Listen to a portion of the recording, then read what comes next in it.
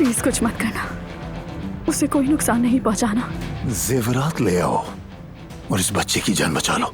ये लड़की आखिर है कहाँ? तुम कहाँ थे? मैं फिर से कह रहा हूँ, तुम्हें इस तरह के बेमानी सवालात पूछने का कोई हक नहीं। तुम इस तरह मेरी बात को अवॉइड करके नहीं जा सकते। बेटी तुम झूठे ख्वाब देख रही हो। तुम्हें जगा रही हूँ लेकिन तुम जाग नहीं रही। फिराक पर कैसे यकीन कर सकती हो तुम? आप दिलान से कह क्यों नहीं देते कि आप और सैराब सिर्फ अच्छे मैं दोस्त? किसी को सफाई नहीं दूंगा।